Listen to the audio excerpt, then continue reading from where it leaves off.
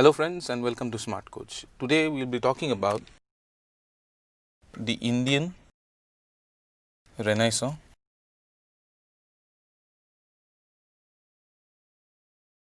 or the socio-religious reforms of this period. Alright.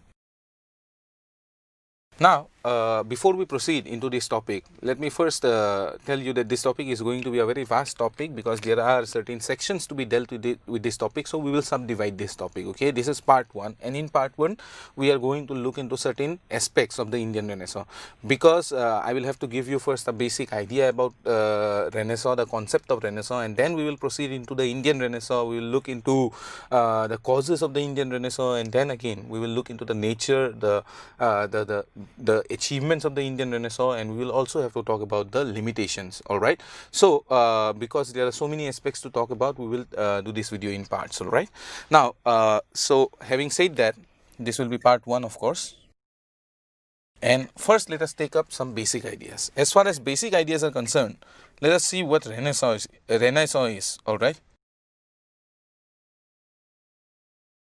what is Renaissance? Renaissance is basically, it is a word of French origin. It signifies rebirth. All right.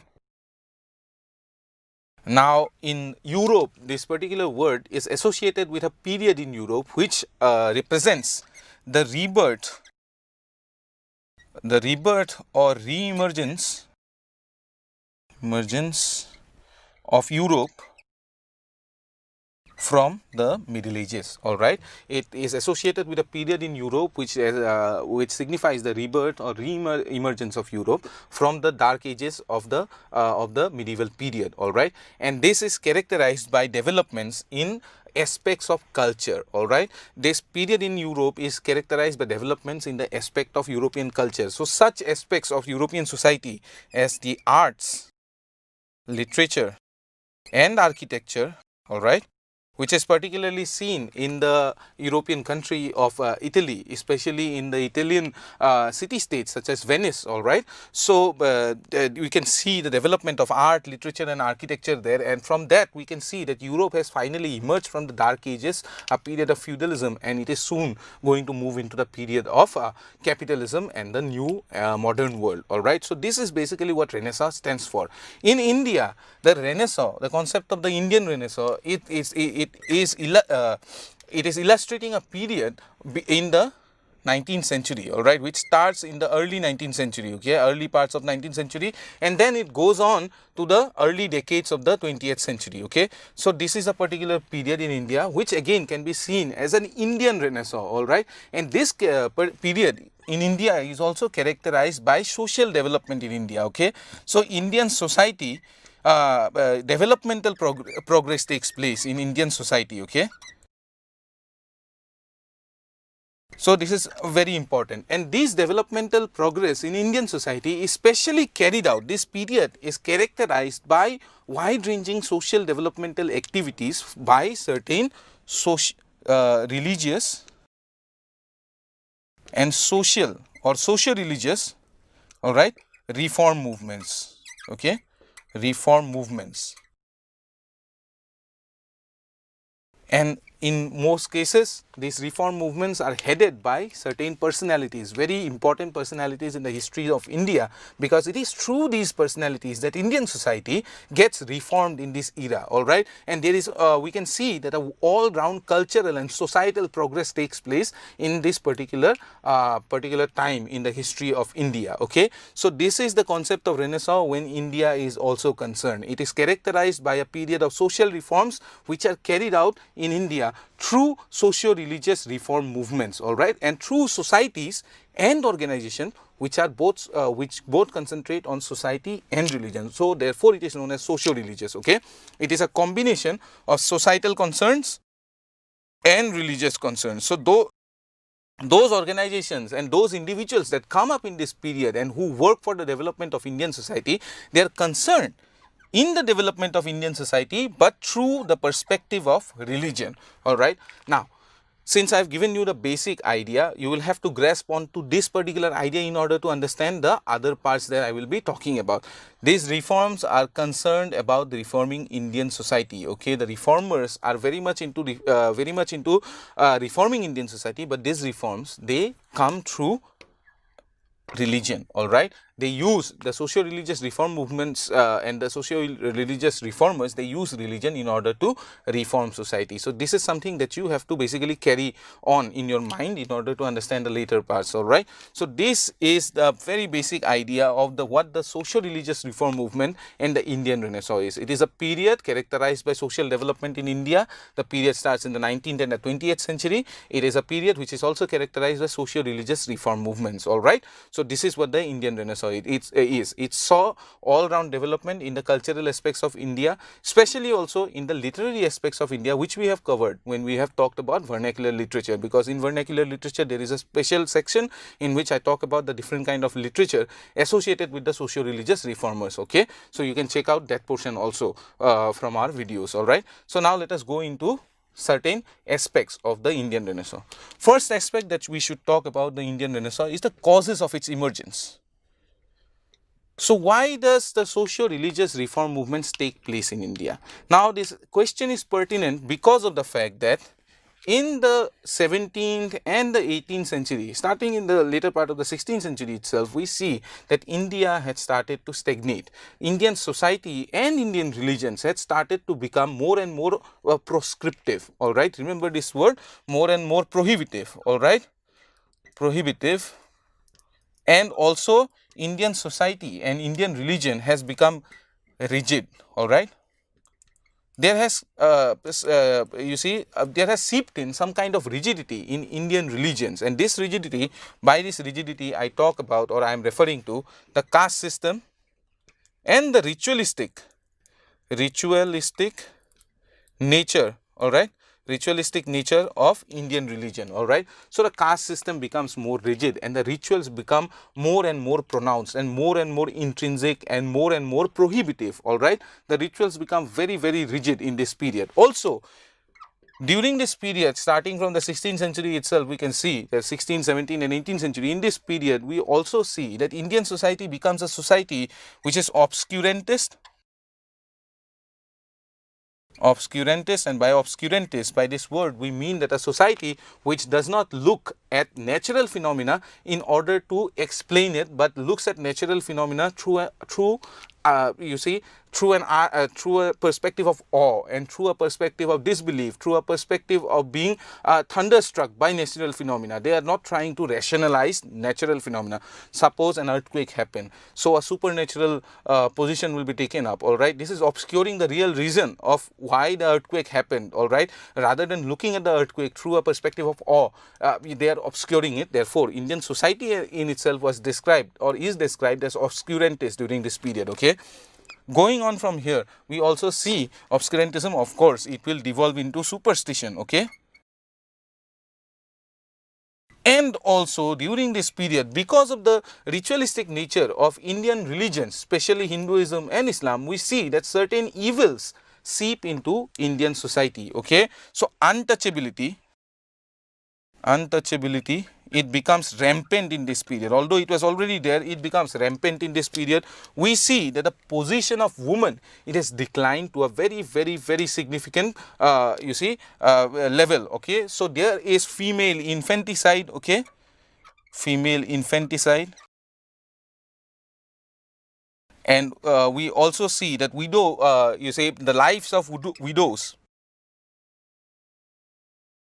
Lives of widows is pitiable because they are not allowed to remarry. All right, certain socio-religious reformers, they specifically fight for the Widow Remarriage Act. All right, which again comes to fruition. We will talk about all of those things later. But lives of widows is especially hard, and not because they are just not allowed to remarry, but there is also the prevalence of sati in this period. Sati pratha, you understand what sati is. Sati is the tradition of burning the widow at the funeral pyre of the husband. All right, so at the funeral pyre of the husband, the widow is forcefully burned, and sometimes the widow goes to burn herself by her own accord. All right, so these kind of traditions are going on in India. Okay, so female infanticide, the prevalence of sati, the prevalence of parda. parda, all of these rituals are present in Indian society. Apart from that, of course, we have already talked about untouchability, okay. So the caste system is also very rigid, okay, during this period. So all of these evils are part of Indian society during the 16th, 17th, 18th century, okay. So in the 19th century, all right, by the 19th century, we already see that contact with Britain has been established. The British are now ruling over India first through the company, that is the East India Company, and then later going on to the rule of the British Parliament over India, the rule of the British monarch over India. Okay, so the British are have established the rule over India, and this brings about certain change. All right. So we have gotten a background. We have seen the causes. Now, as far as the causes are concerned, so therefore, if we ascribe a number one cause to the rise of the social reform movements in India, the rise of the Indian Renaissance, it is because of the nature of Indian society itself. Okay, nature of Indian society. So, nature of Indian society, as far as that is concerned, I already gave you a brief overview. Now, it is because of this that the need for reform had arose, all right. In a good society, of course, you don't need reforms, all right. The devolving nature of Indian society itself was crying out for reform, okay. It is because of this the social religious reform movement takes place during this particular period of time. Now, proceeding forward from there, from that assumption, we also have to see how does it reform, okay, itself. So, Indian society, how does it reform itself? In that case, colonialism is the key to answer that question, and it gives us our second cause, okay. So, colonialism itself, the colonial milieu in which these particular reforms took place, okay, the colonial society in which these particular reforms take place, it has a very deep imprint upon the socio-religious reform movements, all right. So, as a cause, it is also very pertinent. How does it influence the rise of the socio-religious reform movements? As far as colonialism is concerned, contact with Britain, all right, this new established government or British government in India, okay, it results in a feeling of inferiority,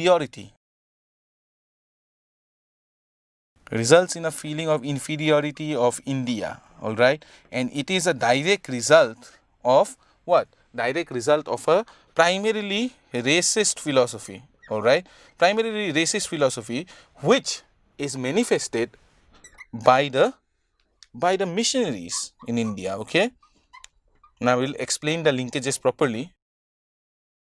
Now, see, India, although at one point of time we cannot say that culturally India was inferior than Britain or Britain was inferior than India, although at a certain time in the medieval period, India and England both had the same kind of cultural developments, or maybe we can even consider India as a better culturally more better than the West, okay, at a certain point in medieval India or in ancient India. However, by this point of time, India when compared to Britain was distinctly had suffered, all right, had distinctly declined. Indian society was distinctly inferior to that of British society. If we evaluate it through the perspective of modernity, Indian society had not modernized, all right, and it is because of this that there was a sense of inferiority among certain sections of India, and this sense of inferiority was again fostered by colonial policies itself. The missionaries who were spreading Christianity in India, they constantly criticized the nature of Indian society, they constantly criticized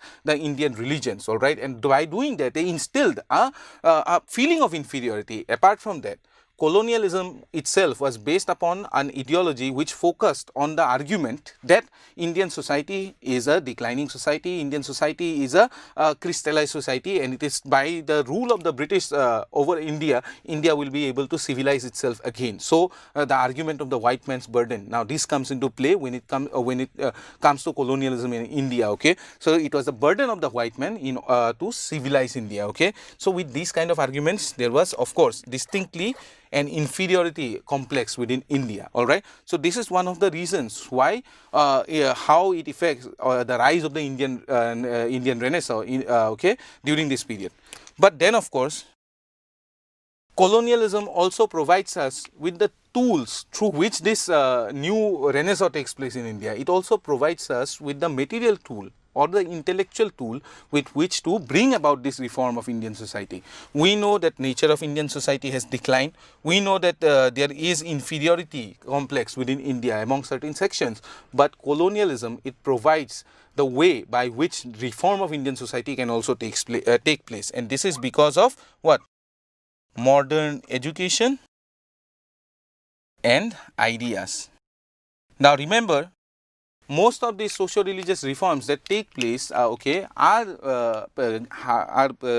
guided by people who are educated, or who are educated by or in modern ideas, okay,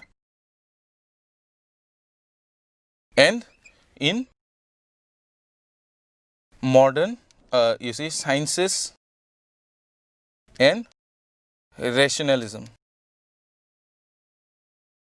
Okay, so modern science, modern rationalism, and the age of reason, all right, all of this profoundly affect the rise of the socio-religious reform movements in India, and this was a distinctly added element in Indian society by colonialism. So who introduced modern ideas and modern education in India? It was, of course, our colonial masters who did that, and these ideas were absorbed by certain sections of Indian society, and they then started to working on reforming Indian society. So if we count the causes of the coming up of socio-religious reform movements in India, the spread of modern education and the spread of modern ideas especially based on enlightenment.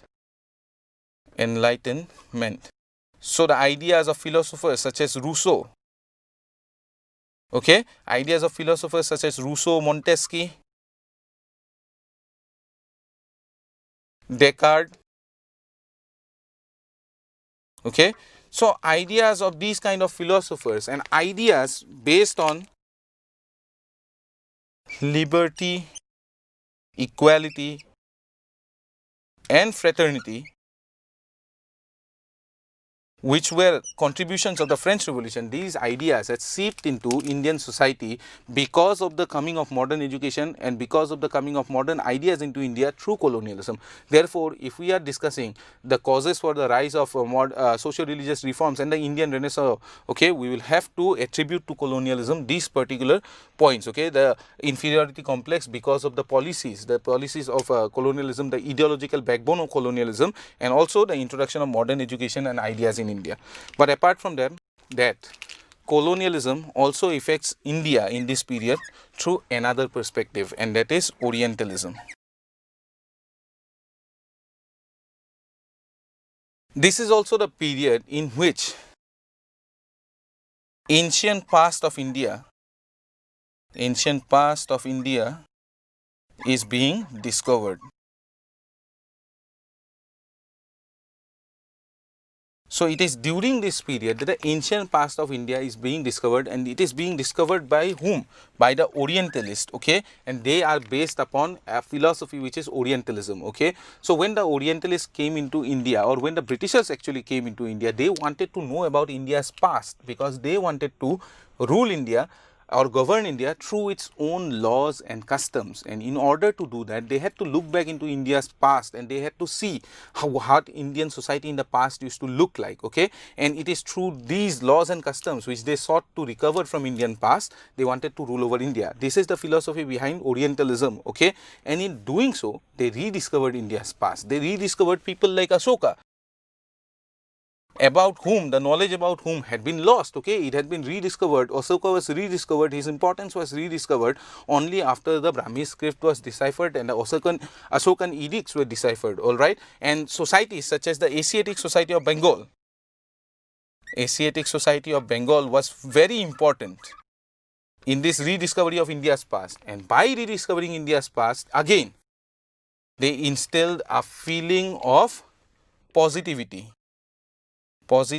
about Indian culture, okay. It installed a feeling of confidence among certain sections of India who were modern educated, who could understand the importance of this rediscovery of India, all right. Among them, a feeling of positivity was instilled by these works of the Orientalists, and they picked it up. they picked it up and they used it, all right. These modern educated Indians, all right, they picked it up and they used it as the basis of the socio-religious reform, all right. They looked at a glorious past of India.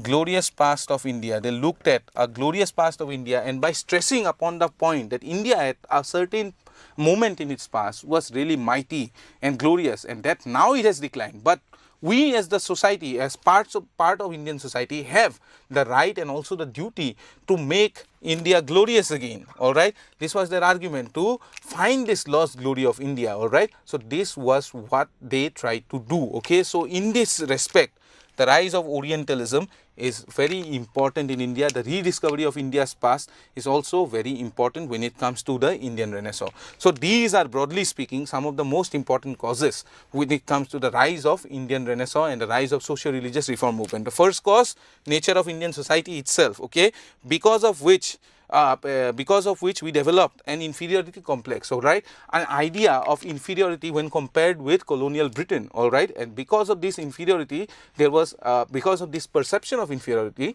there was the need for reform. Again, modern education, all right, and modern ideas, it brought India at par, all right. It brought certain sections of India, when ideologically speaking and when intellectually speaking, it brought certain sections of India at par with the thinking process, with rational process of Britain or of the the West, all right. And it is through these personalities that we see the rise of social religious reform in India, and then the discovery of ancient past of India, and which the idea of which was captured by this section of Indian society, and then they proceeded forward with their reform activities. So this is the first part of our video, and then we will next proceed into the second part, where we look into the nature of the social religious reform movements.